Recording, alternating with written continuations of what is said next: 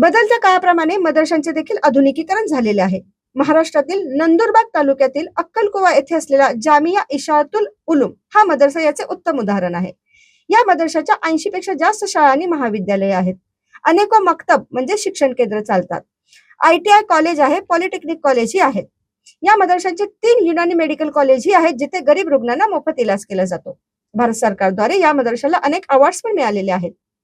पुण्यातील इब्ने मखदूम या मदरशामध्ये शारीरिक अपंगत्व असलेले विद्यार्थी, मूकबधिर विद्यार्थी, अंध विद्यार्थी इत्यादी आहेत, ज्यांना आधुनिक तंत्रज्ञानाची जोड देऊन शिक्षित केले जाते. जसे मूकबधिरांना साइन लँग्वेज मधून आणि अंध विद्यार्थ्यांना ब्रेल लिपीमधून शिक्षण दिले जाते, हाफिज वगैरे बनवले जाते.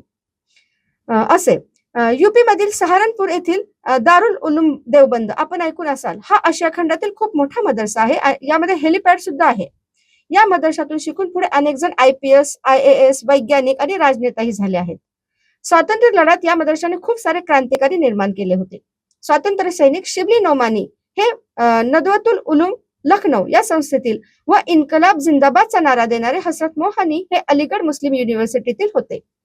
कफायतुल्ला देहलवी, रशीद अहमद गंगोई आणि मेहमदुल हसन हे क्रांतिकारी देखील मदरशांशी जोडलेले होते.